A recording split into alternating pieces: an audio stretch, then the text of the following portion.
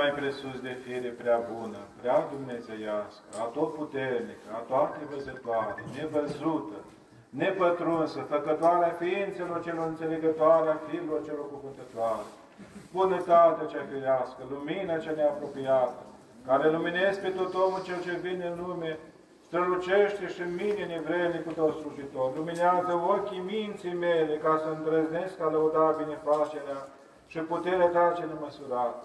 Fie bine primite rugăciunea ce se aduce de mine pentru poporul ce este înainte, să nu oprească păcatele mele. Venirea aici a Preasfântului Tău Duh, ce mă iartă, ceea ce ești prea bună ca să strică pe tine fără de o sândă și să grăiesc și acum. Te slăvim pe tine, stăpâne iubitorule de oameni apățitorule, Împărate, cel ce ești mai înainte de veci. Te slăvim pe tine, ziditorule și făcătorule toate.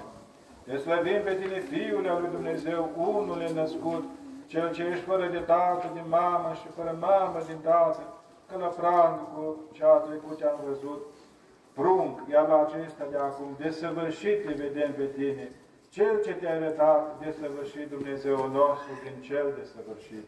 Că astăzi ne-a sosit nouă tuturor vreme de praznic și ceata Sfinților cu noi se adună și îngerii cu oamenii împreună prăznuiesc. Astăzi, Harul Sfântului Duh în chip de porumbel peste ape se coboară. Astăzi, soarele cel neapus a răsărit și lumea cu lumina Domnului se luminează.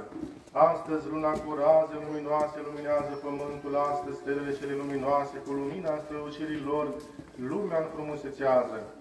Astăzi, norii rourează din cer omenirii ploaia dreptății. Astăzi, cel nefăcut de bunăvoia sa este atins cu mâna de către făptura sa.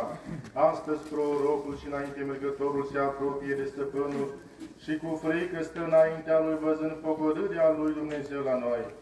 Astăzi, apele Iordanului se prefac în vindecări cu venirea Domnului. Astăzi, toată făptura se adapă cu curgeri tainice. Astăzi, păcatele oamenilor se curățesc în apele Iordanului. Astăzi, raiul s-a deschis oamenilor și soarele dreptății ne luminează nouă. Astăzi, apa cea amară care era în vremea lui Moise se preface îndulceasă poporului cu venirea Domnului. Astăzi ne-am izbăvit de plânsul cel vechi și ca un Israel nou ne-am mântuit. Astăzi ne-am izbăvit de întuneric și cu lumina cunoștinței de Dumnezeu ne-a luminat. Astăzi întunericul lumii se risipește cu arătarea Dumnezeului nostru. Astăzi toată făptura se luminează de sus ca o făclie. Astăzi înșelăciunea se surpă și cale de mântuire ne lucrează nouă venirea Stăpânului. Astăzi cele de sus cu cele de jos împreună prăznuiesc și cele de jos cu cele de sus împreună vorbesc. Astăzi obsta cea sfințită și mult vestita ortodoxilor se bucură. Astăzi stăpânul merge la botez ca să ridice firea omenească la înălțime. Astăzi cel neplecat se pleacă robului său ca să ne libereze pe noi din robie. Astăzi împărăția cerurilor am dobândit, iar împărăția Domnului nu are sfârșit. Astăzi pământul și marea și-au împărțit bucuria lumii și lumea s-a umplut de veselie.